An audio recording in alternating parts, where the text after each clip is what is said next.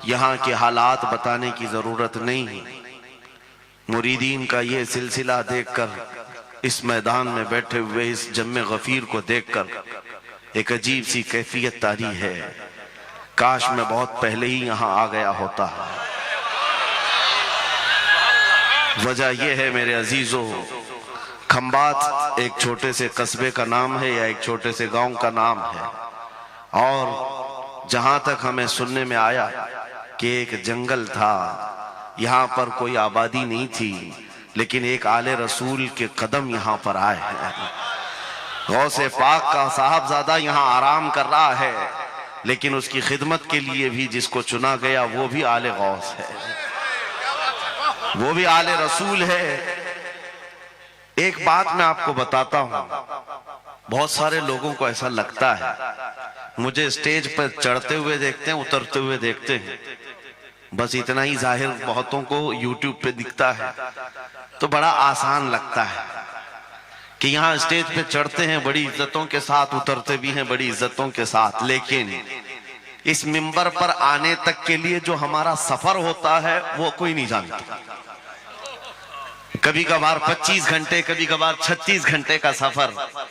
मैं ये मिसाल इसलिए दे रहा हूं, इस सजे हुए संवरे हुए माहौल को देखकर कुछ लोगों के दिमाग में ये बात आती है, हजरत रईस अशरफ साहब को पका पकाया हुआ हलवा मिल गया, ये जंगल को मंगल बनाने में कई साल बीत गए, हजारों साल नरगिस अपनी बेनूरी पे रोती रही, बड़ी मुश्किल से होता है चमन में दीदावर पैदा।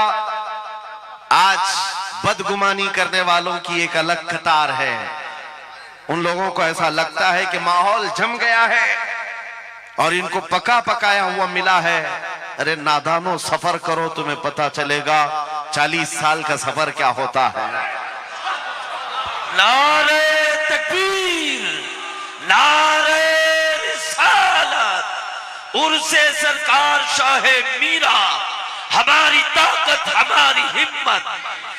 अरे किसी कस्बे से, किसी देहात से कोई एक छोटे खानदान का तालिब इल्म आकर के बस गया होता तो समझ में आती बात कि घर बार कुछ नहीं है, खाने पीने की कमी थी, निकल गया था। लेकिन ये उस खानदान से आया हुआ शहजादा है जहां अकाबिर वक्त अपने ताज जूतियों में रखने पर फख्र महसूस करते हैं।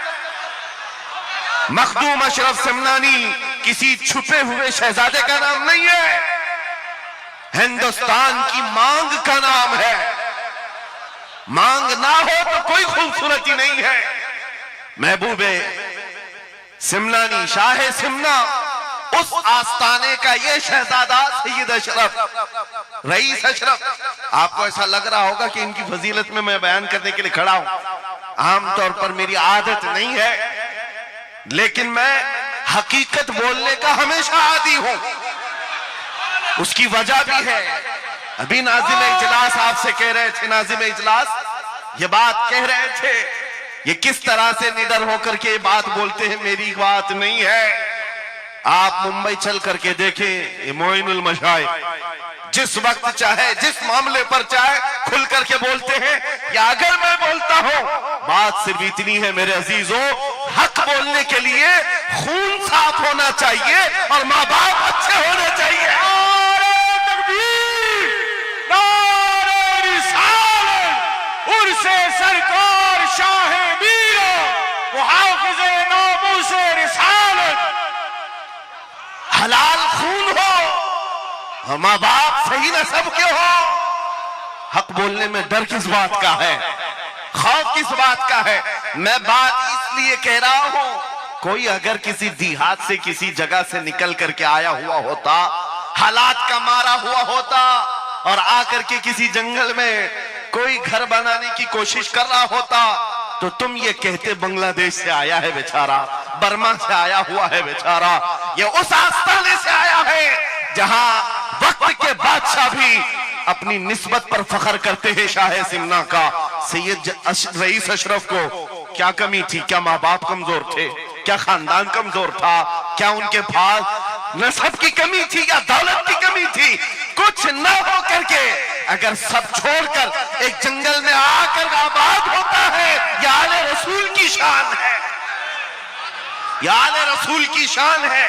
इसलिए मैं आपको बिला मुबालगा ये बात कह रहा हूं। मुझे फख्र है इस बात के लिए क्योंकि मेरे बाप ने बचपन से हमें 3 चीजें सिखाई है जो रसूल पाक की हदीस है। मेरे आका ने फरमाया, अल्लिमू औलादकुम सलासा खिसाल, हुब्ब नबीयिकुम व हुब्ब अहली बैतिही व तिलावतल कुरआन। मेरे आका ने फरमाया, अपने बच्चों को 3 बातें सिखा करके जाना। नंबर 1, अपने नबी की मोहब्बत सिखाओ। नंबर 2, नबी की अहले बैत की मोहब्बत सिखाओ। और नंबर 3, कुरान पाक सिखा कर जाओ। हमें बचपन से हमारे माँ बाप ने ये तालीम दी है, इसीलिए आप इस चीज को महसूस करें। मेरे लिए जो सरमाया आखिरत है, जिसको मैं समझता हूं, यही वो मिंबर है जहां मेरे इधर भी उधर भी वो सादात बैठे होते हैं जो करंट से ज्यादा मुझे पावर दिया करते हैं। आज आपको क्या लगता है मेरे बाजुओं में जो ताकत नजर आती है, एक ही वजह है, मेरे बाप ने अहले बैत के कदमों में बैठना सिखाया है, उनका एहतराम सिखाया है। और मुझे इस बात पर नाज है, हजारों कोशिशें कर ली दुनिया ने मुझे झुकाने की, मुझे झुकने नहीं देता धर्म ज़हरा के बच्चों। नारे तकबीर, नारे तकबीर, नारे रिसालत, नारे हैदरी। अल्लामा मुफ्ती सलमान आसारी, अल्लामा मुफ्ती सलमान आसारी और से सरकार शाहे मीरा, लब्बैक लब्बैक लब्बैक या रसूल अल्लाह, लब्बैक लब्बैक या रसूल अल्लाह, लब्बैक लब्बैक लब्बैक या रसूल अल्लाह। मैं उन चीटरों से कहना चाहता हूं जो अपने जमात में बैठकर गद्दारी करते हो, अगर तुम्हें अहले बैत के चेहरों पर भी निफाक है, इनकी मोहब्बत में तुम्हारे अंदर बुग़्ज़ है, तो फिर अपनी आखिरत का सोचो, अपनी आखिरत का सोचो। किसके पास जाओगे, किसके पास जाओगे?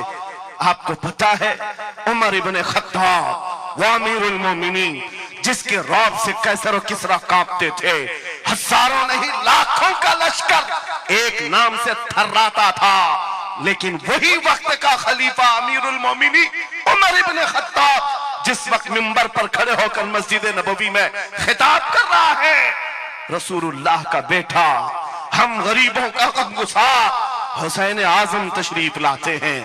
मस्जिद में आकर मिंबर पर देखा और कहा, मेरे बाप के मिंबर से उतर जाओ, अपने बाप के मिंबर पर जाओ। ये किसने कहा? हजरत उमर ने ये नहीं कहा बच्चा कहां से आ गया। हुजूर के इंतकाल के बाद अहले बैत का सिलसिला खत्म हुआ, फौरन वक्त का खलीफा उतर आता है, अमीरुल मोमिनीन मिंबर से नीचे आ गए, घुटने जमीन पर रखा, घुटने जमीन पर रखा और कहा, शहजादे आपने बिल्कुल सच कहा, यह मिंबर आपके बाप का है, यह आपके नाना का है, मेरे बाप का कोई मिंबर नहीं। उमर के पास जो कुछ है वो आपके नाना का है, जो कुछ भी है वो आपके नाना का है। खाते हैं इनके घराने का, भोगते हैं इनके घराने पर। ये न मिजाज फारूकी है, न ये मिजाज सिद्दीकी है। आपको मैं बताऊं, फिर हजरत उमर ने क्या कहा, अगर शहजादे आप इजाजत दे दें तो मैं मिंबर पर चढ़ूं। उनके सामने बोलने की जसारत किसकी थी? लेकिन रसूलुल्लाह की आल हमारे लिए सरमाया आखिरत है। ये नबी पाक की आल की मोहब्बत ईमान की अलामत है। बेटा उमर फारूक रज़ी अल्लाह ताला अन्हु का है, आम नहीं है, वो भी सहाबी रसूल हैं, सहाबी रसूल हैं। बाहर किसी मामले में तकरार हो गई इमाम हुसैन के साथ, वो हजरत अली के बेटे, ये हजरत उमर के बेटे। आपको ऐसा लगता हो तो सुनो, हजरत उमर तो खिलाफत पर थे, हजरत अली नहीं थे उस वक्त। हो सकता है छोटी उम्र में कुछ बहस हो गई, बहस होने के बाद ये तकरार हुई तो इमाम हुसैन ने अब्दुल्ला बिन उमर हजरत उमर के बेटे को सिर्फ इतना कहा, तुम मेरे से क्या बहस कर रहे हो, तुम्हारा बाप मेरे नाना का गुलाम है, तुम्हारा बाप मेरे नाना का गुलाम है। हजरत उमर के बेटे को यह बात लगी कि कैसे मुझे ये टॉन्ट, कैसे मुझे ये ताना। दौड़ करके आए हजरत उमर के पास, कहा बाबा आज अली के बेटे हुसैन ने क्या कहा पता है? कहा क्या कहा बेटा? कहा हमारी तकरार हो रही थी, इसमें उन्होंने बुला करके मुझसे ये कहा कि तू मुझसे किस बात पर लड़ता है, तेरा बाप तो मेरे नाना का गुलाम है। हजरत उमर ने कहा ऐसा कहा उन्होंने, ऐसा कहा? कहा सच कह रहा हूं बाबा, ऐसा ही कहा। कहा बुला ला हुसैन, बुला ला। तलब किया गया, इमाम हुसैन को बुलाया। बेटा हजरत उमर का, हो सकता है उस वक्त उनको ये ख्याल हो कि शायद जज्र तौबीक हो जाए, डांट डपट हो जाए। हजरत उमर आते हैं, कहते हैं ऐ हुसैन इब्ने अली, ये मेरा बेटा जो कह रहा है क्या ये बात सच है? क्या आपने इसको ऐसा कहा कि तेरा बाप मेरे नाना का गुलाम है? इमाम हुसैन ने कहा हाँ सच बोलता हूं, हाँ मैंने कहा। कहा कह के बताओ कैसे कहा, कह के बताओ कैसे कहा?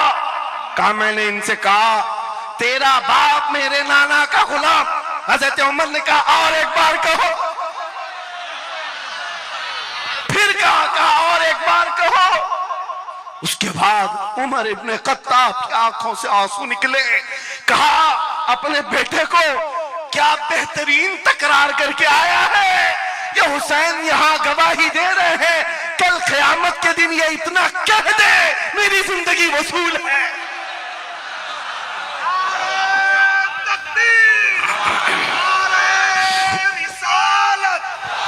हुब्बे आले मोहम्मद, हुब्बे आले मोहम्मद, नारे तकबीर, नारे रिसालत।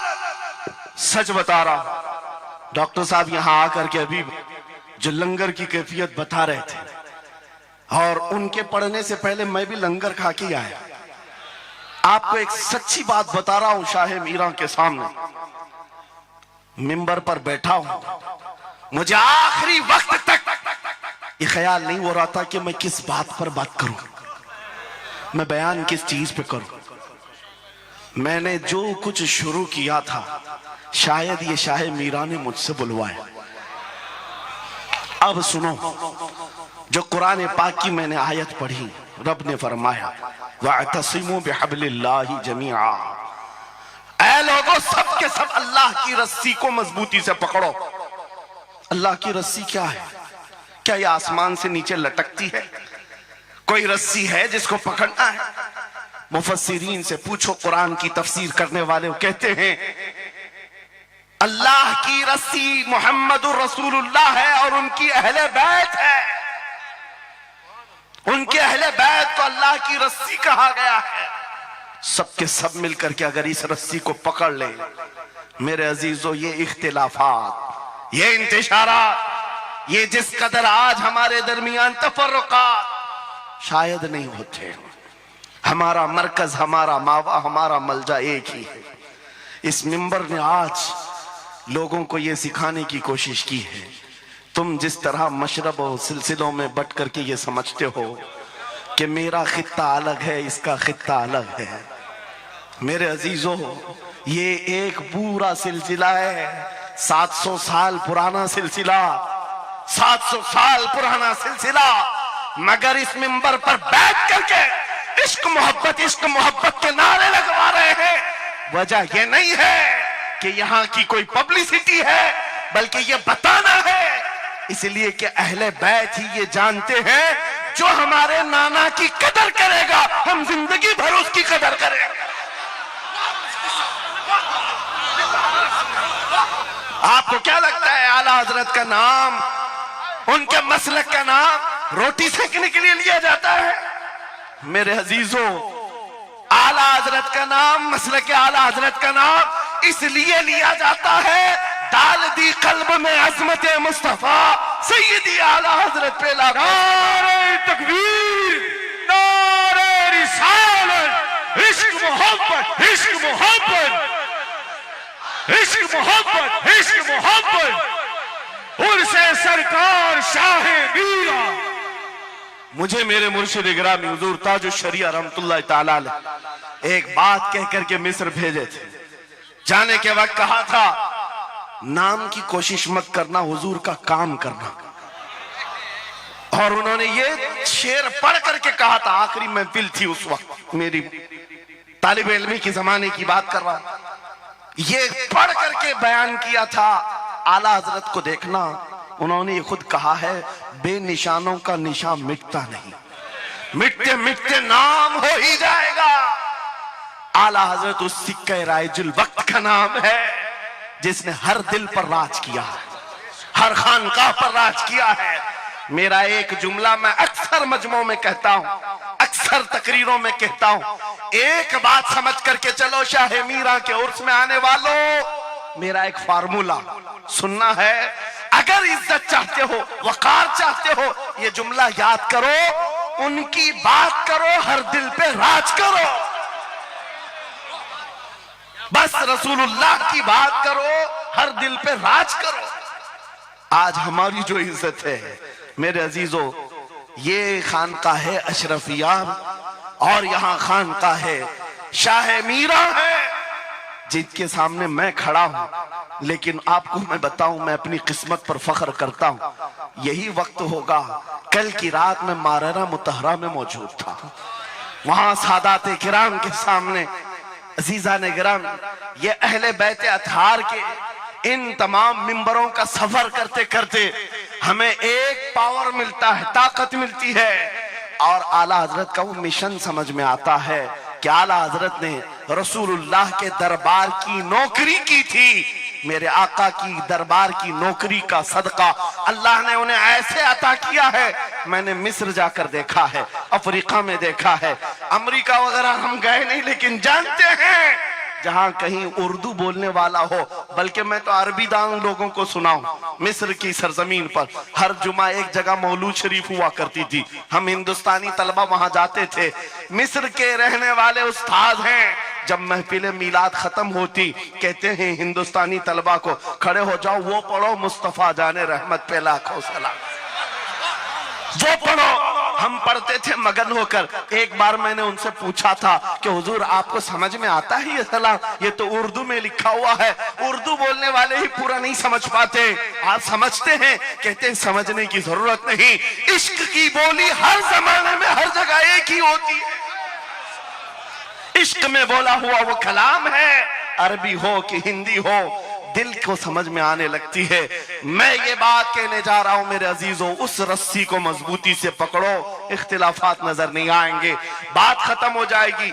आज से 2 साल कबल एक कुत्ता यहाँ पर हिंदुस्तान में भौंकता था, खिंजीर का बच्चा जब नबी पाक की शान में भौंकता था, इस फकीर ने उसे ललकारा था। मेरा नाम, मेरी इमेज लोगों के सामने है, मैं वाकया तफसील से नहीं बता रहा हूं, मैं अपनी बात आपके सामने ये रखना चाहता हूं। जिस वक्त उस खबीस मलऊन को पुकारा, आपको पता है हम तो एक छोटे से इलाके से उसको पुकारे थे, लेकिन निशाना सटीक जाकर लगा और उसके बाद कुत्ता बिलबिलाया भी, मैदान में आने की बार बार कोशिश करता रहा, लेकिन अब तक वजूद नहीं है।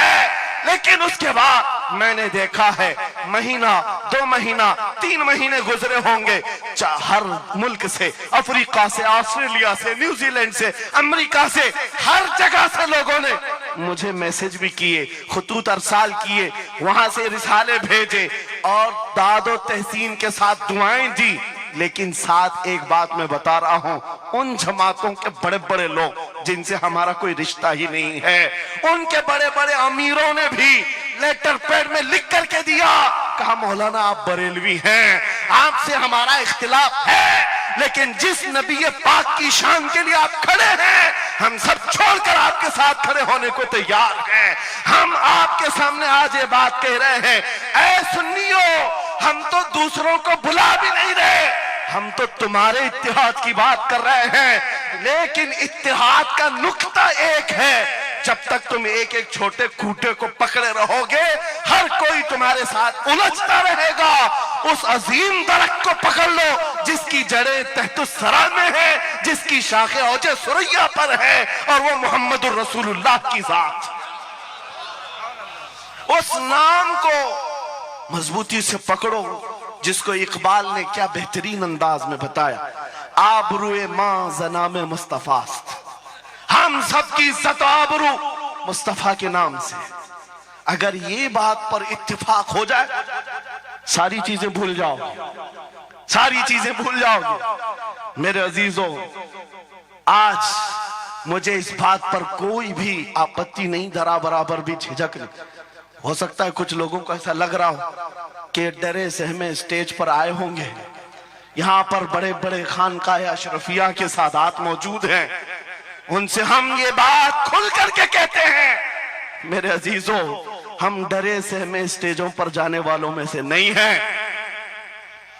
जहां जा रहे हैं खुल करके जाते हैं और ये बात देख करके जाते हैं, जहां मेरे नबी की अजमत बोली जाएगी वहां हम अपनी गर्दनें झुका कर जाएंगे।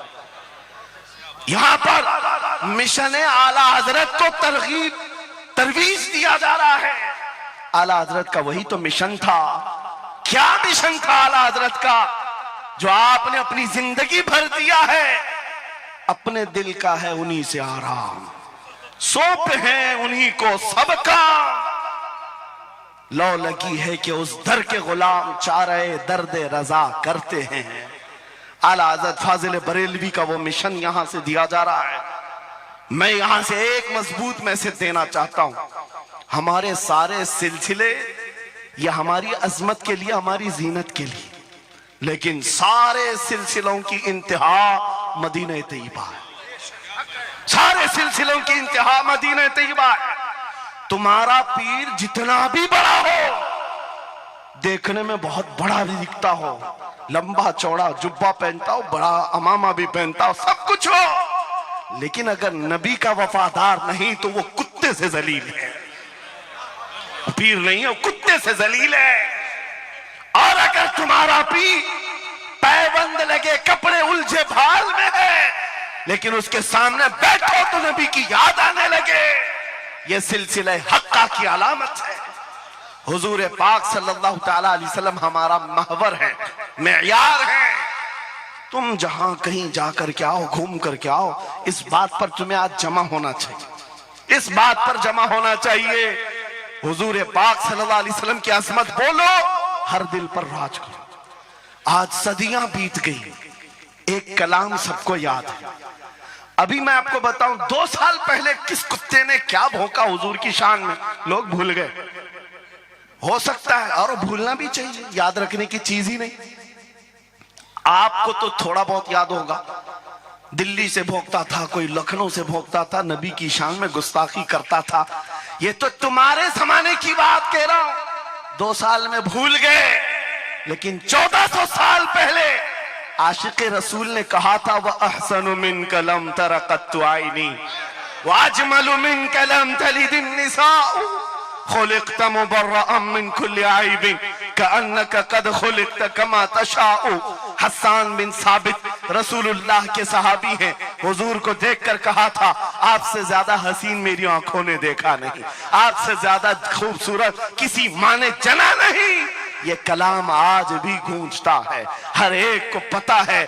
पता ये चला, नबी की अजमत बोलने वाला हमेशा जिंदा रहता है और भौंकने वाला मौसम के कीड़ों की तरह गायब होता है, खत्म हो जाता है। इसलिए कौन सी जिंदगी चाहिए, देख लो।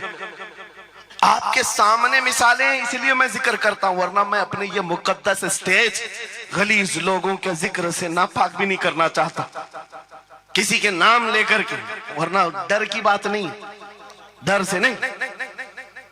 आपको पता है, एक राफजी कुत्ता दीन बदल कर निकला था लखनऊ से, धर्म परिवर्तन और मीडिया की सुर्खियां बटोरने के लिए हॉट कुर्सी पर जाकर बैठकर, ये सब प्रोपेगेंडा है। उनको ये लगता था कि खलबली मच जाएगी 30 करोड़ मुसलमानों।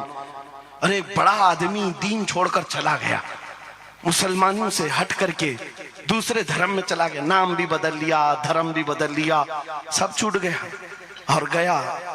6 महीने तक धोतियों के नीचे उनका फुजला चाटता रहा और उसके बाद पता चला कि पुजारियों ने किक मारकर निकाल दिया, खत्म हो गया। 6 महीने के बाद आकर एक गुफे में बैठकर वीडियो बनाने लगा, मुख्यमंत्री जी, प्रधानमंत्री जी, मेरे जान को बचा लो। 6 महीने में ही तुम्हारा ये हशर हो गया। धोबी का कुत्ता, ना घर का ना घाट का।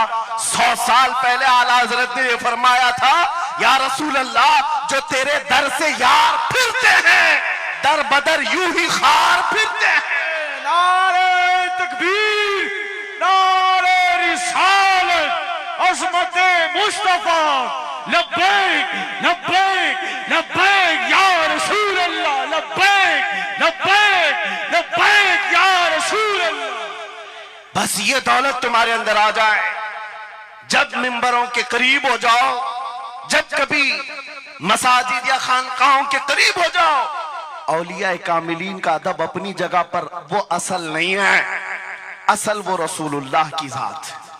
मौलाना रोम फरमाते हैं, मौलाना जलालुद्दीन रूमी औलिया के बारे में कहते हैं कि कुछ लोग ये समझ बैठते हैं कि औलिया हमारे पीराने इज़ाम, मेरे अजीजों, ये जरिया है नबी तक पहुंचाने का।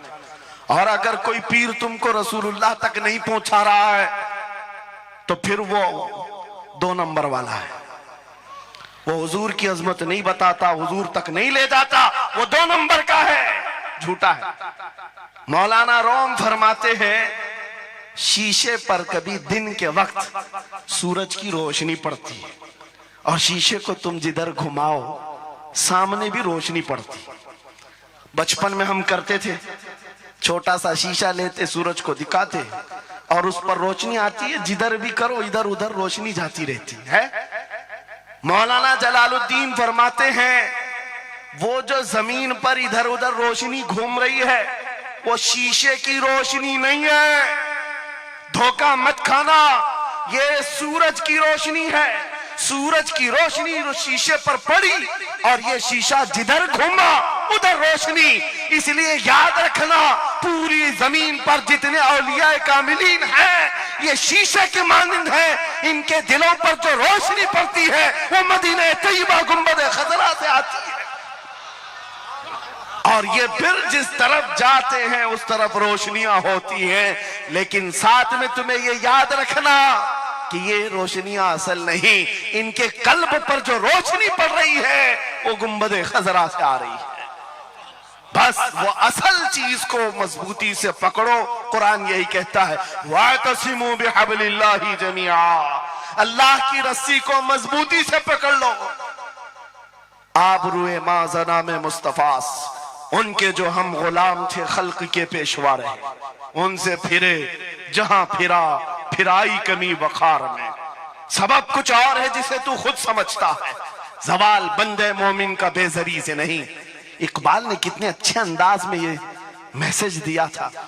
आपको एक बात मैं बताऊं, पेट में दर्द हो रहा है और आपको पता है किसी को भी, अल्लाह ना करे, कैंसर है, लेकिन फिर भी वो छुपाते हुए ये कह रहा नहीं गैस हुआ है, हाँ एसिडिटी हुई है, चूरन खाए घूम रहा है। अरे बड़ी बीमारी है, तुझे पता है अगर तो खुल करके इलाज कर ले। इकबाल कहते सबब कुछ और है जिसे तू खुद समझता। तुमको मालूम है हमारे जवाल का सबब क्या है, तुमको सबको मालूम है, बोलते क्यों नहीं? फिर रोते हो सियासत नहीं है, क़ियादत नहीं है, जमात नहीं है, एजुकेशन नहीं है, ये सब तो गाते रहते हो, ये सब चीजें नहीं है। असल सबब कुछ और है जिसे तू खुद समझता है। बहुत बारीक बात पर इकबाल ने निशाना रखा, जवाल बंदे मोमिन का बेजरी से नहीं। फिर इकबाल से ही हमने पूछा, फिर वो है क्या सबब, क्या है वो सबब?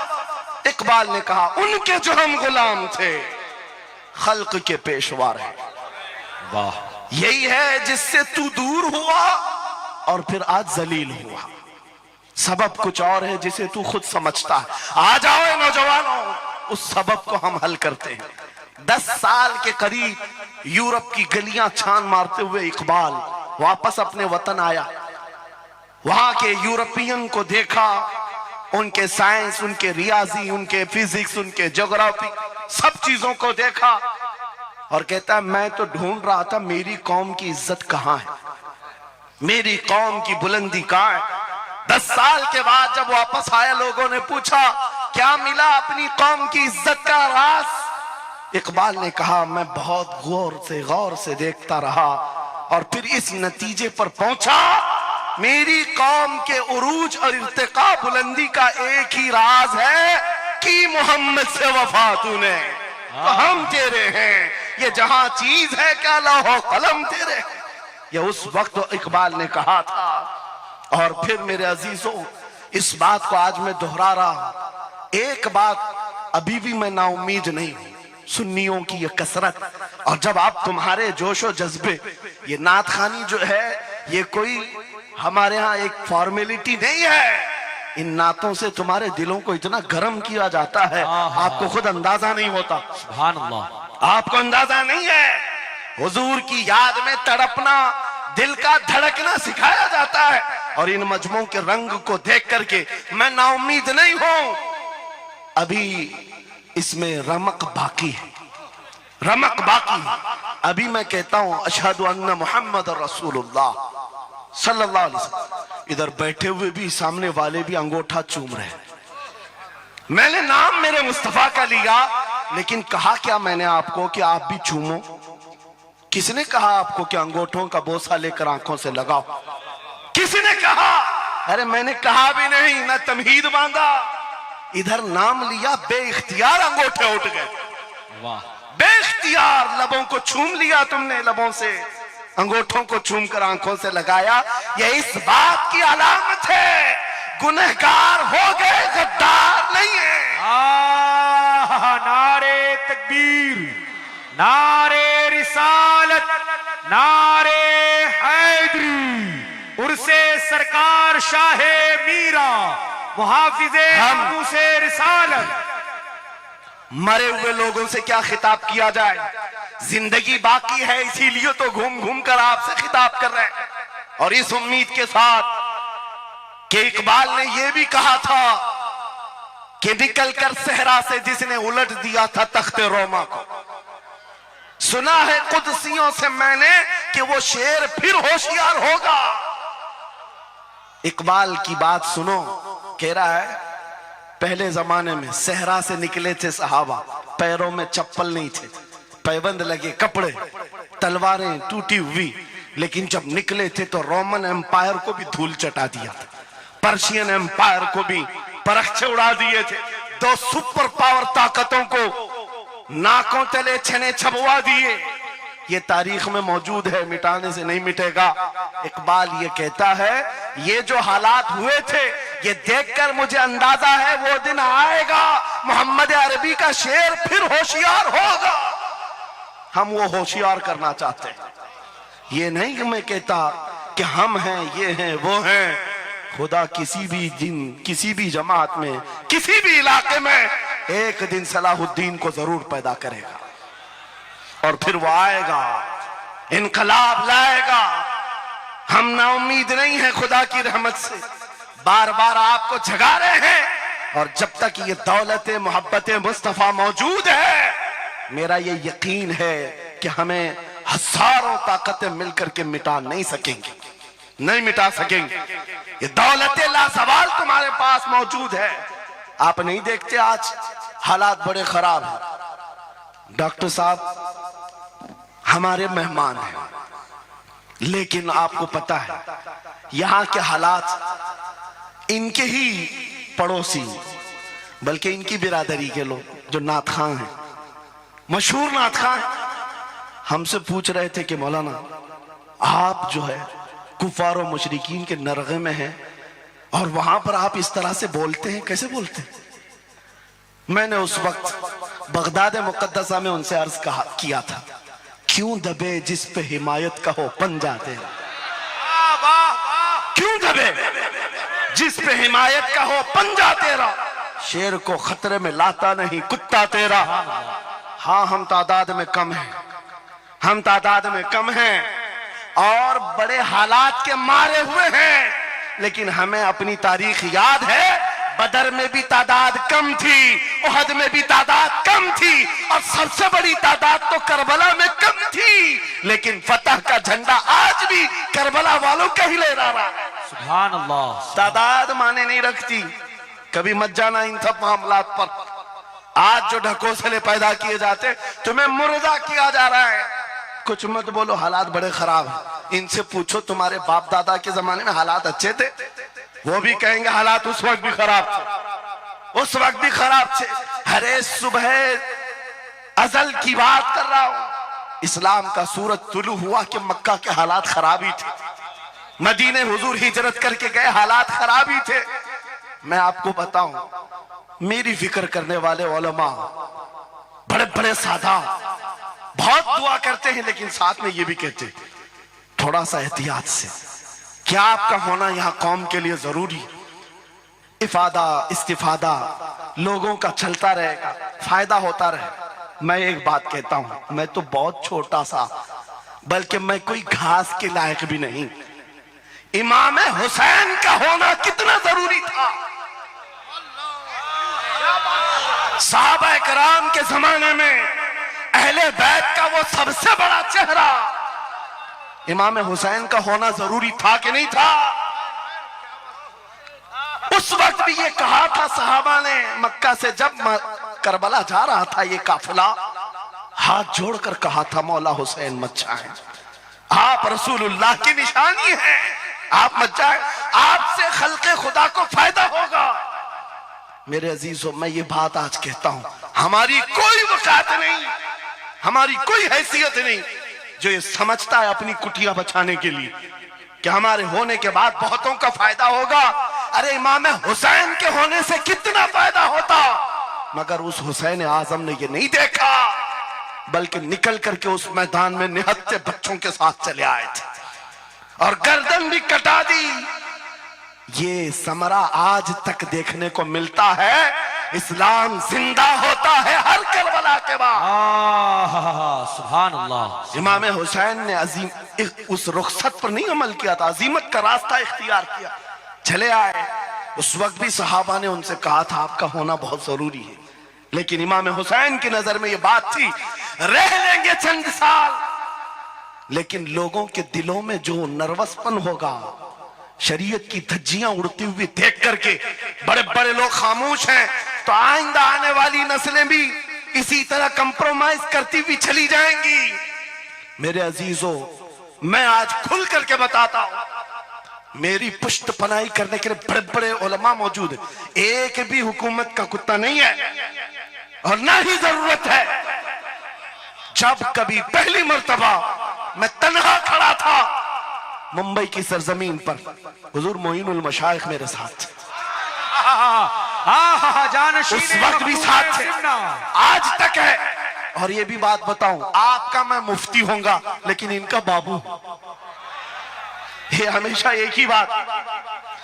ये सारी चीजें मेरे साथ हैं, लेकिन फिर भी मैं खुल करके आपके साथ ये कहता हूं, बच्चे मेरे भी, बीवी, खानदान मेरा भी है, लेकिन एक चीज सताती है आज कि अगर आज आप सबकी बातें सुन करके हम भी कहें थोड़ा जी लेंगे, हम भी 10 साल 12 साल 14 साल जो जिंदगी मिल जाए जी लेंगे, क्योंकि इनको ना बोलेंगे तो छोड़ देंगे, आसानी से रहने देंगे। लेकिन एक नुकसान हम देख रहे हैं, कल को आने वाली नस्लें पूछेंगी, कल को आने वाली नस्लें पूछेंगी, जब नबी की शान में कुत्ते भौंकते थे, हमारे बाप दादा रोटियां सेका करते थे, उनके दिलों में कौन सा ईमान होगा, उनके दिलों में कैसी बुज़दिली आ जाएगी। लेकिन मेरे अजीजों, ज्यादा से ज्यादा क्या होगा, मौत तो सबकी लिखी हुई है, मेरी भी है, आपकी भी है, किसी दिन बिस्तर पर पांव रगड़ कर मर जाएंगे।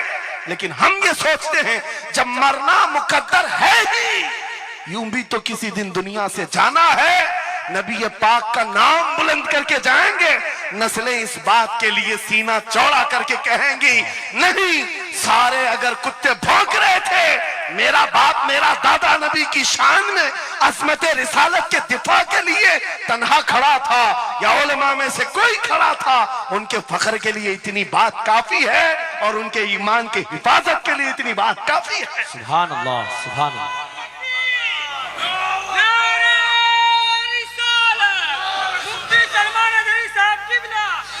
इस अजमत रिसालत के लिए आपको क्या समझ में आता है? बहुत दिन हो गए हमारे आराम के, बहुत दिन हो गए सुकून के। नबी के नाम पर हमने रोटियां बहुत खाई, हुजूर की इज्जत पर क्या क्या नहीं मिला हमको। कौन से दिन तकलीफ आई है, कौन से दिन तकलीफ आई है? ये अहले बैत को देख रहे हो?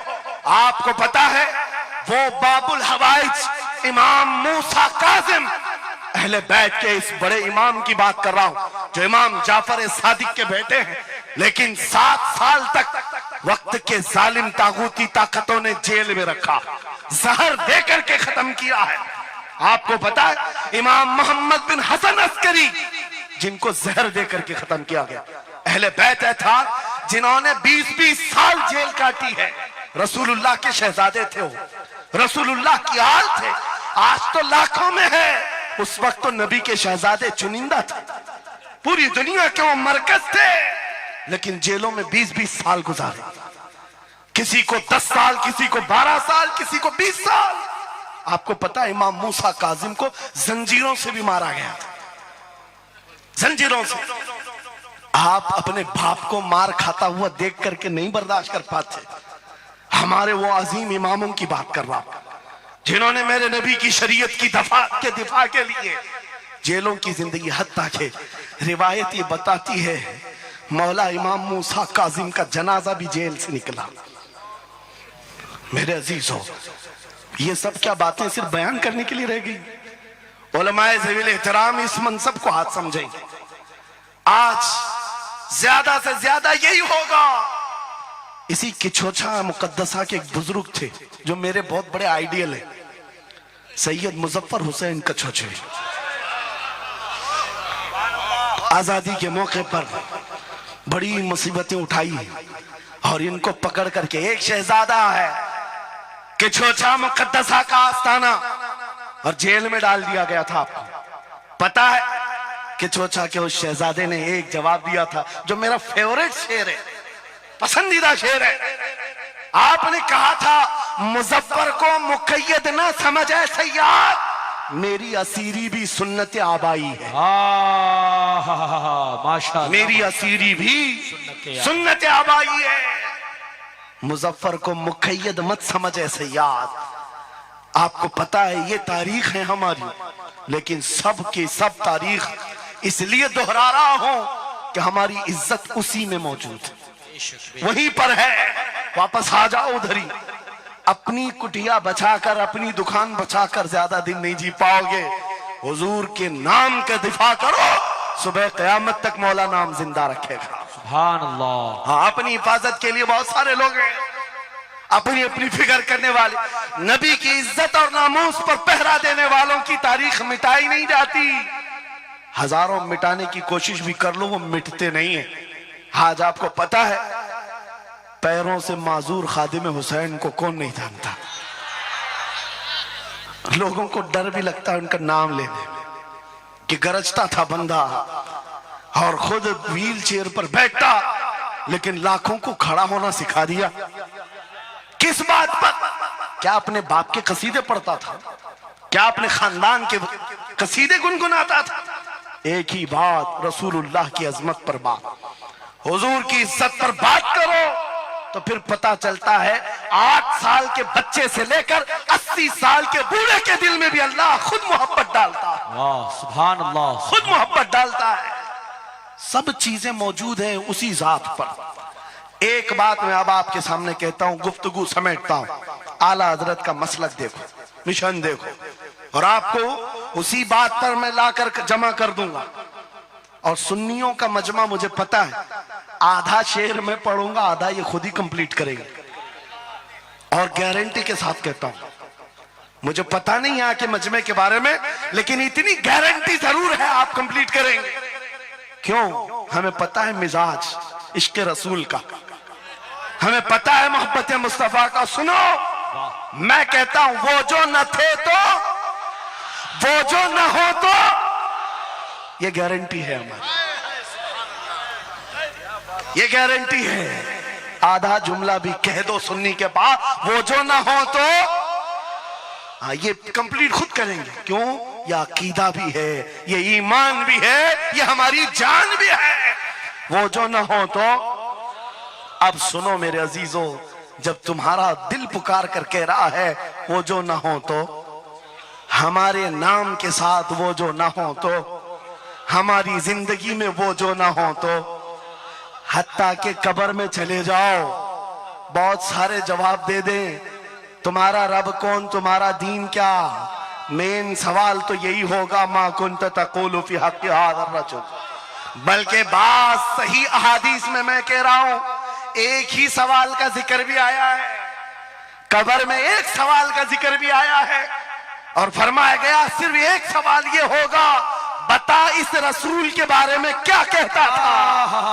वाह, बोलना पड़ेगा, बोलना पड़ेगा। फिर मैं पूछता हूं, कब्र में भी वो जो ना हो तो कुछ ना हो। जब तक नहीं बोलोगे आगे नहीं बढ़ेगी गाड़ी, वरना फंसे रह जाओगे। वो जो ना हो तो चलो, कब्र की जिंदगी खत्म हो गई, हशर में आ गए, हशर के मैदान में आ गए। लेकिन यहां पर भी क्या मसला है, खलीलो नजी मसीहो सफी सभी से कहीं कहीं न बनी। खलीलो नजी मसीहो सफी सभी से कहीं कहीं न बनी, ये बेखबरी की खल्क फिरी कहां से कहां तुम्हारे लिए। वहां पर भी सबके पास फिर करके आती है कौम उसी मोहम्मद रसूलुल्लाह के पास आए, और शफाअत शुरू कहां से हुई, रसूल पाक से शुरुआत हुई, और उसके बाद इख्तिताम तक मेरे आका फरमाते हैं, कयामत के दिन मेरी हालत ये होगी, मेरे कंधे पर चादर पड़ी होगी और वो कभी खसक खसक कर गिर रही होगी, एक हाथ से मैं अपनी चादर संभाल रहा हूंगा और दूसरे हाथ से अपने उम्मतियों को पकड़ पकड़ कर जन्नत में ले जा रहा हूं। ये मैदान कयामत की बात है। फिर पूछता हूं, महशर में भी वो जो ना हो तो, कयामत के मैदान में भी वो जो ना हो तो, अरे तुम्हारी अजान कंप्लीट होती है, अजान में भी वो जो ना हो तो, नमाज में भी जब तक सलाम नहीं भेजोगे, नमाज में भी वो जो ना हो तो, कहीं पर भी बच नहीं सकते। इसीलिए आला हजरत ने कहा था, बखुदा खुदा का यही है डर, नहीं और कोई मफर मकर, जो वहां से हो यही आके हो, जो यहां नहीं तो वहां नहीं। जब तुम्हें समझ में आ गया वो जो ना हो तो कुछ ना हो, वो जो ना हो तो, वो जो ना हो तो, जब तुम्हारा यकीन है, अब सुनो बरेली का इमाम क्या कहता है, ऐ सुन्नी जवान आज ले उनकी पनाह, आज मदद मांग उनसे, आज ले उनकी पनाह, आज मदद मांग उनसे, कल न मानेंगे कयामत में अगर मान गया। आज आना है तुम्हें वहीं पर। मेरी गुफ्तगू का खुलासा यही है, मेरी गुफ्तगू का लुब्बे लुबाब यही है। आ जाओ उस कदम पर जहां से बिलाल हबशी को काबे की छत पर पहुंचाया गया। आ जाओ उस कदम पर जहां पहुंचने के बाद खत्ताब का बेटा अमीरुल मोमिनीन उमर इब्ने खत्ताब बना। हजरत उमर खुद कहते हैं, मेरी हैसियत इतनी थी, मैं खत्ताब का बेटा, बचपन में 2 बकरियां मुझसे नहीं संभलती, लेकिन एक वक्त आया हजरत उमर 36 लाख स्क्वायर किलोमीटर पर तनहा हुकूमत करते थे। मिस्र, इराक, यमन, शाम, फिलिस्तीन, ये आज का सऊदी अरब हजरत उमर की निगरानी में था।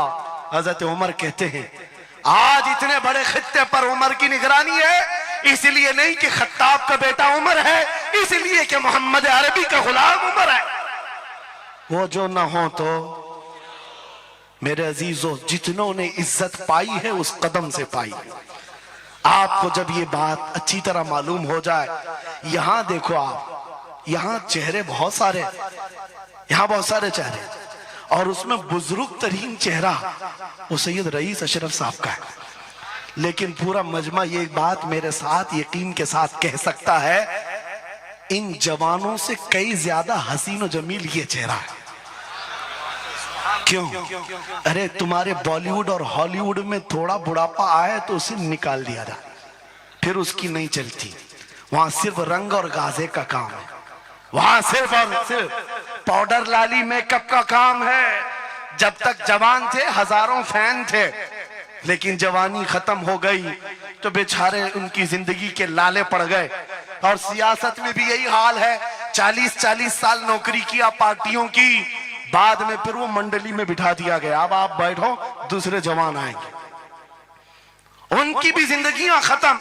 लेकिन एक बात है, नबी पाक का जो गुलाम होता है वो 80 साल का भी हो जाए, उसके अंदर ना पुरानापन आता है ना बुढ़ापा आता है। सुभान अल्लाह। इज्जत वैसी ही बरकरार है, खूबसूरती वैसी ही है, 80 साल का हो कि 90 साल का हो। अरे 75 साल की उम्र में हमने हुजूर ताजुल शरिया को देखा है, और जिन आंखों ने उन्हें देखा होगा वह इस बात की गवाही देते हैं, 1 लाख खूबसूरत जवानों को एक तरफ रखो और एक तरफ ताजुल शरिया, और देखने वाले की निगाहों को टटोल कर देखना, वो 1 लाख की तरफ नहीं, इस 75 साला उस अजीम हुस्न को देखने में मां होगा जो हुस्न पाउडर और लाली का नहीं है, इश्क मुस्तफा से मिला हुआ है। इज्जत रसूलुल्लाह के कदमों से, उनकी वाबस्तगी से है, तो फिर छोड़कर ये दर बदर क्यों ठोकर खाते? कहां ये बॉलीवुड और हॉलीवुड के चक्कर में पड़ गए? कहां तुम टिकटॉक पर मुजरे करने लग गए? कहां तुम गाने में अपनी जिंदगियां बर्बाद करके अपने दिल में निफाक पैदा करने लग गए? अरे ताश के पत्ते, जुए के अड्डे, शराब की बोतलें, ये तुम्हारी शान नहीं, ये तुम्हारे लिए ज़ेब नहीं देखता।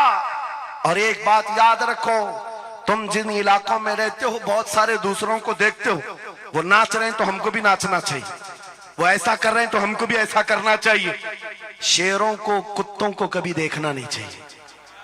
जो शेर है वो अपनी बिरादरी को देखता रहे, कुत्ते को देखता रहेगा तो फिर अपना शेरपन भी भूल जाए। इसलिए याद रखो, तुम खैरे उम्मत हो, तुम्हारा लक़ब कुरान में आया है। तुम नचनियों को मत देखो, शराबियों को मत देखो, जुआरियों को मत देखो, वो गाने पे कैसे थिरकते हैं, वो कैसे नाचते हैं, ये तुम्हारा मतलब नहीं है। तुमको अगर देखना है, खालिद बिन वलीद को देखो, सलाहुद्दीन अय्यूबी को देखो, शिहाबुद्दीन गौरी को देखो, औरंगजेब को बार बार देखो, बार बार देखो। इसलिए कि उन अजीम हस्तियों को देखने वाला ये समझ में आ जाएगा उसे, ये सारी इज्जतें जो है उन नौजवानों ने जो हासिल की, वो सलाहुद्दीन अय्यूबी हो कि खालिद इब्ने वलीद हो कि शिहाबुद्दीन गौरी हो कि औरंगजेब हो कि शहीद टीपू सुल्तान हो, ये सब की इज्जतें मुस्तफा के नाम से, हुजूर के नाम से हैं। आपको पता है खालिद बिन वलीद 125 जंगें लड़े, 125 में से एक भी शिकस्त नहीं खाई अपनी जिंदगी में। उनकी तलवार का वजन 35 किलो का है और ढाल का वजन 40 किलो का है, और उनके पूरे जिस्म में एक बालिश्त जगह भी बाकी नहीं जहां जख्म न लगा। जंगे मौता में एक ही जंग में 9 तलवारें टूटी, पीछे कदम कभी नहीं हटा। एक जंग में ऐसा हुआ था कि 2 काफिर सर पर आ गए थे और अमामा गिर गया था, गर्दन पर तलवार थी, कट जाती, तलवार की तरफ नहीं देखा, अमामा उठाने के लिए चल पड़े, उठा लिया, फिर सर पर रखा, उन काफिरों की तलवारें नीचे रह गई। हैरत में पूछा कि ये शहसवार है इस्लाम का, सिपह सालार है, और ऐसी बड़ी गलती छोटा सिपाही भी नहीं कर सकता। जब तलवार गर्दन पर हो तो ये टोपी और अमामा उठाएगा। सामने के पहलवानों ने पूछा, ऐसी बड़ी गलती हमने छोटे फौजी से भी नहीं देखा, तुम तो सिपह सालार हो, ऐसी गलती कैसे कर सकते हो? खालिद बिन वलीद का जवाब, यही मेरा मकसद है। फरमाया, तुम क्या समझते हो खालिद बिन वलीद अपने बाजुओं की ताकत से लड़ता है? हरगिज नहीं। इस अमामे में मेरे रसूल पाक के 3 मुँह मुबारक हैं। माशाअल्लाह। मेरा यकीन है जब तक ये सर पर होते हैं मुझे ताकत देते हैं। नारे तकबीर, नारे रिसालत, अज़मते सहाबा। अजीज़ान गिरामी वक़ार, बस आ जाओ इस नुक्ते पर, जिंदगी पूरी टटोल कर देखना, हर बड़े किरदार की तुम्हें एक ही उन्सुर नजर आएगा जिसने नबी पाक पर जितना अपनी फिदाइयत का इजहार किया, मौला ने उसको उतना ही बुलंद किया, उतना बुलंद किया है। अरे बीमारी के आलम में लकवा, फालिज, ये बहुत अजीब खतरनाक बीमारी, हाथ भी नहीं उठता, पैर भी नहीं उठता, इलाज भी नहीं होता। लेकिन ऐसी बीमारी में भी अस्कंदरिया की सरजमीन से शरफुद्दीन बूसीरी ने पुकारा था, मुहम्मदुन सय्यिदुल कौनैनि वस्सक़लैन वल फरीक़ैन मिन अरब व मिन अजमी, मौलाया सल्लि व सल्लिम दाइमन अबदा अला हबीबिका खैरिल खल्क़ि कुल्लिहिम। 170 अशार लिखकर अपने नबी की बारगाह में अपनी मोहब्बत का इजहार किया था। जानते हो, नबी आए भी और अपना हाथ फेर करके लकवा और फालिज से सही भी किया और चादर भी इनायत किया। लेकिन जिस वजह से मैं ये बात कर रहा हूं, आज पूरी दुनिया में घुमाओ, अफ्रीकी हो कि अमरीकी हो कि हिंदी हो कि पाकिस्तानी हो, लेकिन एक कसीदा सबको याद है, मौलाया सल्ली व सल्लिम दाइमन अबदा अला हबीबिका खैरिल खल्क़ि कुल्लिहिम। मैंने बहुत तहकीक करके देखा, शरफुद्दीन बूसीरी का ये कसीदा अक्सर को समझ में नहीं आता, लेकिन गुनगुनाता हर कोई है, पढ़ता हर कोई है। पता ये चला कमाल बूसीरी का नहीं है, जो नबी की अजमत बोलता है मौला उसे सलामत रखता है, सुभान अल्लाह, जिंदा रखता है। आला हजरत जिंदगी भर मेरे नबी का नाम लेते रहे, आज मजमू में उनका नारा है। हमारे मजमे उनके नारे के बगैर कंप्लीट भी नहीं होती। हम में से कौन देखा हुआ है आला हजरत? कोई नहीं देखा हुआ है, लेकिन हुजूर के इश्क की बुनियाद पर हर जगह ये चर्चा है। इसीलिए मेरे अजीजों, आओ खिराज अकीदत पेश करते हैं उस बारगाह मुस्तफा में, और इस बात का अज़्म करके चलेंगे, ये तमाम इख्तिलाफात हटा दो, खत्म कर दो, एक चीज पर जमा हो जाते हैं, जो चीज रसूलुल्लाह ने सहाबा में डाली थी। हजरत बिलाल हबशी को सुना है?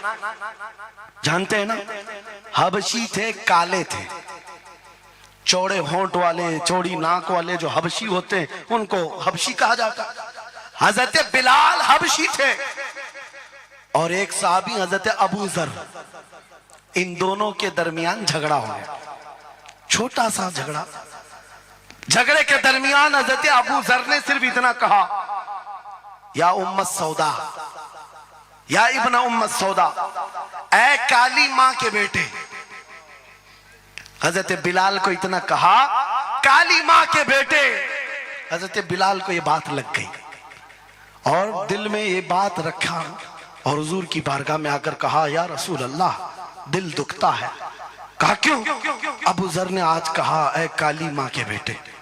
हुजूर जलाल में आए, मस्जिद में आए, मिंबर पर आए, कहा बुलाओ अबू जर। आए और हुजूर पाक सल्लल्लाहु अलैहि वसल्लम ने डायरेक्ट जो फरमाए, हदीस के अल्फाज हैं, अफीकल जाहिलिया, क्या अभी भी तुम्हारे अंदर जमाने जहालत की बुराइयां हैं?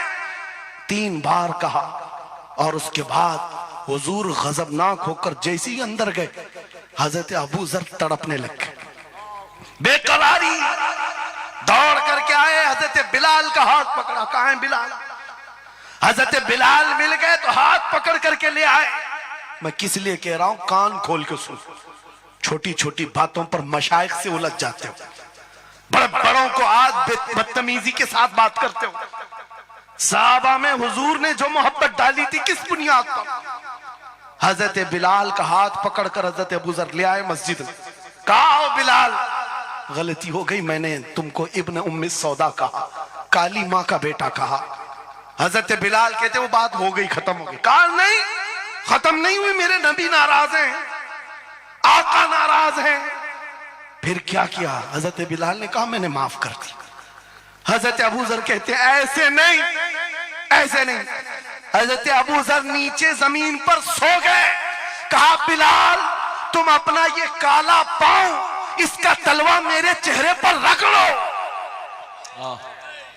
चेहरे पर रगड़ो, ताकि मुझे एहसास हो कि मैंने किससे उलझा है, किससे उलझा है। अपने आप को नीचे लिटा दिया। कहा बिलाल, अपना पांव मेरे चेहरे पर रखो, एहसास जब हो जाए नबी के गुलामों। हजरत बिलाल कंधे पकड़कर उठाते हैं कि हाँ अबू जर क्या कर रहे हो? मेरा पांव तुम्हारे चेहरे पर, अल्लाह कभी ना करे। आओ सीने से सीना मिलाओ, मैं जिसका गुलाम हूं उसके तुम भी गुलाम हो। सुभान अल्लाह। यह उनकी इज्जतें थी।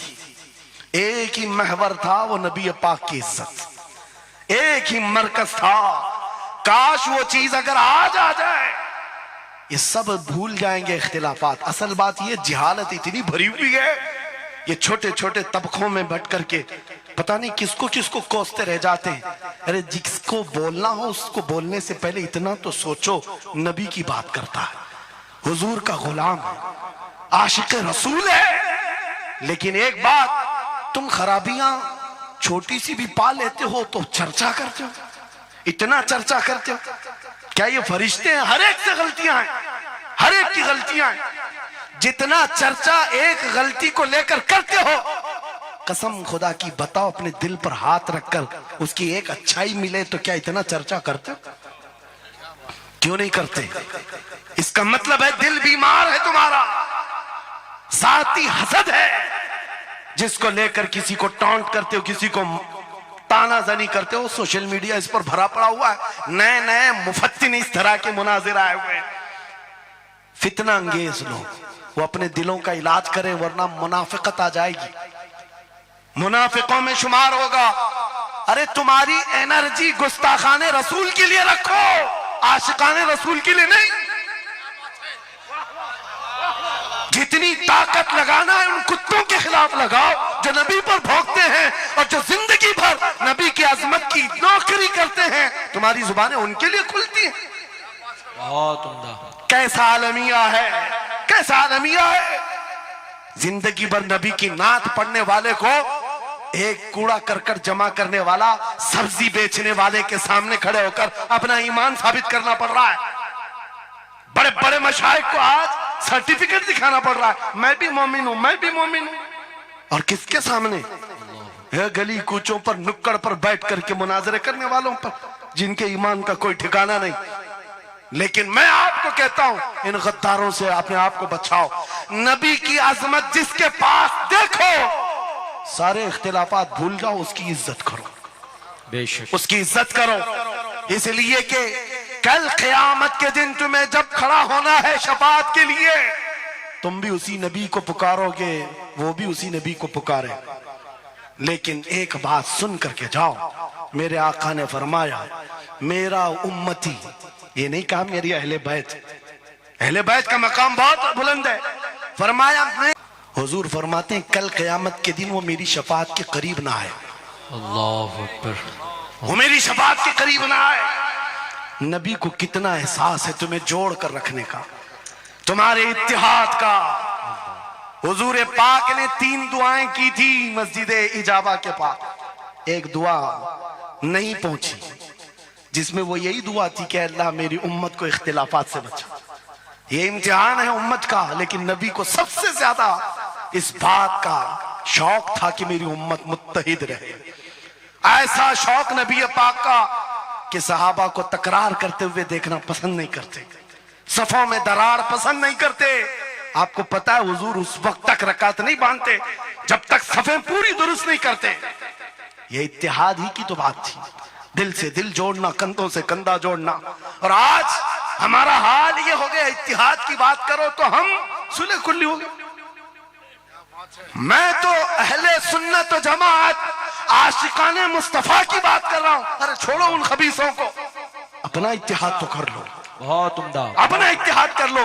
तुम्हारा हर बुजुर्ग पर इत्तिहाद है, गौस पाक तुम्हारे, गरीब नवाज तुम्हारे, मखदूम सिमना तुम्हारे, महबूब इलाही तुम्हारे, लेकिन इनके सब मानने वाले सब अलग। क्यों? ये सारे औलिया का मिशन एक ही है, अजमत रसालत, वाह, अजमत नामूस है रिसालत। जब सबका मिशन एक है तो फिर अपने दिल का इलाज करने की जरूरत है। आज बस दिल का इलाज करो। कहीं ऐसा तो नहीं कि शैतान हमें लायानी बातों में मुलविस कर रखा है। तुम्हारा पूरा का पूरा सर घुमा कर रख दिया गया है। जिन चीजों में तुम्हें अपनी एनर्जी खर्च करनी थी, शैतान कहीं और लगा दिया। इसीलिए कुत्ते खुल करके मैदान में आने लग गए। उनको पता है जिस दिन ये मोहम्मद अरबी के शेर जमा होने लग जाएं, तो फिर इनका जीना हराम कर रखेंगे। तुम्हें हजारों इख्तिलाफात में डाल रखा है और बाज़ाब्ता इसकी प्लानिंग होती है। इस हलके को अलग हर एक में एक फित्तीन भेजा जाता है जो उसके मुर्शिदों को ये गाली दे, इधर का एक उनके मुर्शिदों को गाली दे, और फिर ये अंगार भड़काए रखे, ये उलझते रहें उलझते रहें उलझते रहें, और कुफ्फार और मुशरिकीन अपने नापाक मंसूबों से इस्लाम को गालियां दें, कुरान को गालियां दें, रब को गालियां दें, नबी को गालियां दें। आज ये आलमिया है या नहीं? तुम पीर के खिलाफ बात सुन करके भड़क जाते हो और नबी के खिलाफ बात सुनकर खामोश बैठते हो। अल्लाह अकबर। कैसा आलमिया आ गया? अगर तुम इस तरह की टुकड़ियों में घेर दिए गए, महसूर हो गए, तो समझ लो कि बर्बादी बहुत करीब है, बहुत करीब है। बगदाद में ये हो चुका है, गरनाता में ये हो चुका है। उलमा को लड़ाया गया था, अलग अलग जमातें बनाई गई थी, बाज़ाब्ता उसमें शिया सुन्नी अलग अलग तबकात बनाए गए, क्योंकि एक बुजुर्ग ने कहा था अपने बेटे को, लकड़ियों का एक गट्ठा दिया बंधा हुआ, बेटे से कहा बेटा इसको खोलना नहीं, तोड़ देना। तोड़ने की कोशिश किया, उसका घुटना फूट गया। उसके बाद वो आया कई घंटों के बाद, कहा बाबा टूटता नहीं। कहा खोल दे रस्सी। रस्सी खोला, गट्ठा था लकड़ियों का। कहा अब तोड़। एक एक को तोड़ा, आधे घंटे में टूट गए। बुजुर्ग ने कहा बेटा मैं ये उम्मते मुस्तफा की मिसाल देना चाहता हूं, अगर ये रस्सी में मजबूत बंधे हो, बड़ी सी बड़ी ताकत इनको तोड़ने आए अपना खुद बर्बाद कर जाएगी, लेकिन अगर तुम खुल गए तो चंद दिनों में कस्तों में सफाया होगा। मुत्तहिद रहोगे तो कहलाओगे मोमिन व गाजी, मुंतशिर होगे तो कस्तों में सफाया होगा। मेरा मैसेज यही है, वातसिमू बिहब्लिल्लाहि जमीआ, अल्लाह की रस्सी को मजबूती से थाम लो, और अल्लाह की रस्सी एक ही है। कितनी अजीब बात है, वो दूसरों के लिए फर्क करना मुश्किल हो जाता है। उनका हवाओं का खुदा अलग है, पानी का अलग है, मट्टी का अलग है, मरने का अलग है, पैदा होने का अलग है। अरे तुम्हारा सब मिलाकर एक ही है, एक ही है। एक खुदा है जिसके सामने तुम्हें झुकना है। और फिर नबी पाक जो सारे नबियों का सरदार, एक रसूल की मोहब्बत तुम्हारे दिल में बिठाने के लिए कही, एक रसूल की मोहब्बत। अगर इस पर हम कामिल हो गए, मेरे अजीजों, कुरान कहता ला तहीनु वला तहज़नु अंतुमुल आलौन व अंतुमुल आलौन, तुम सबसे बुलंद होगे अगर नबी के गुलाम हो जाओ, अगर नबी के गुलाम हो जाओ। सब मेरी बातों का खुलासा एक ही है।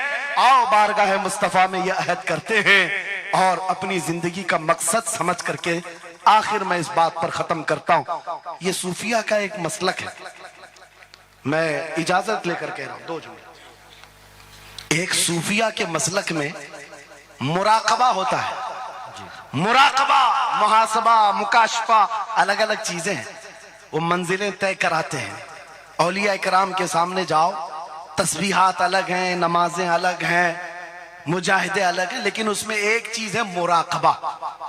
मुराकबा किसको कहते हैं मैं आपको बताता हूं। गर्दन झुकाकर खामोश बैठ जाना, पढ़ना उड़ना कुछ नहीं, खामोश बैठना है, यह मुराकबा है। खामोश बैठना। हजरत जुनैद बगदादी से पूछा गया, अरे खामोश बैठे तो बंदा खामोश तो नहीं रहेगा, सोचेगा, दिमाग तो चलता ही रहेगा कुछ ना कुछ। क्या सोचे? कुछ तो सोचें आती है, खामोश बैठता है बंदा तो सोचता है। हजरत जुनैद बगदादी ने कहा हाँ, मुराकबा मतलब है पढ़ना तो नहीं है, सोचना तो है। कहा क्या सोचना है? कहा बस एक ही बात बार बार सोचना, मैं क्यों पैदा किया गया, मैं क्यों बनाया गया, क्यों पैदा किया गया, बस इतना ही सोचना। इस मुराकबे पर हर वली अमल करता रहा।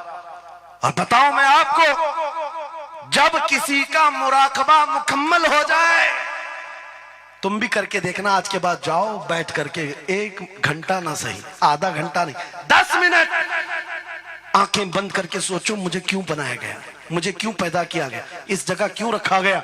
और जब ये मुराकबा कंप्लीट होता है, एक मंजिल पर बंदा पहुंच जाता है, उसका ज़मीर जवाब देने लगता है कि तू क्यों पैदा हुआ था। उसका दिल खुद ही बोलेगा क्यों पैदा हुआ था। आओ मिसाल बताऊं, जिसका मुराकबा कंप्लीट हुआ। एक मिसाल में मुर्शिद गिरामी हुजूर ताजुश शरिया की बात करता हूं, जब उनका मुराकबा मुकम्मल हुआ होगा तब दिल जवाब दिया है, जिंदगी ये नहीं किसी की किसी के लिए, जिंदगी है नबी की नबी के लिए। अरे ना समझ मरते हैं जिंदगी के लिए, जीना मरना है सब कुछ नबी के लिए। सुभान अल्लाह। मुराकबा कंप्लीट हो जाए ये जवाब आता है, ये जवाब आता हमारी जिंदगी किसके लिए है, नबी के लिए है। और उनके दादा आला हजरत इमाम अहले सुन्नत फाजिल बरेलवी ये सोचते रहे मैं क्यों बनाया गया, मैं क्यों बनाया गया।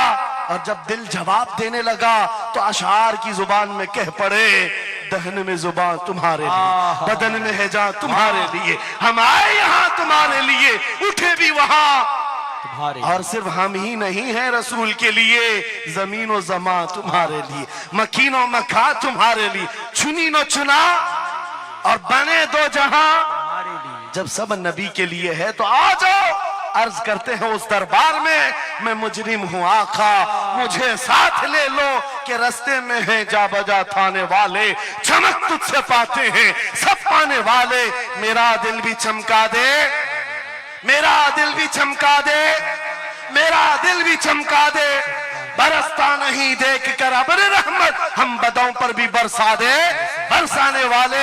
ऐ सुन्नियो छोड़ दो इधर उधर आस लगाना, छोड़ दो इधर उधर गुहार लगाना, छोड़ दो इनसे उनसे मदद मांगना, इसलिए कि हमारा मरकज एक है, हमारा महवर एक है, जहां से सब कुछ मिलता है, इज्जत भी दौलत भी ताकत भी। अरे ये चीज है क्या दुनिया, लौह कलम तेरे हैं, अगर नबी का हो जाए आ जाओ। मैं खत्म कर रहा हूं इस बात पर, इस अकीदे के साथ, कौन देता है देने को, मुंह चाहिए देने वाला है सच्चा, हमारा नबी। लब्बैक या रसूल अल्लाह।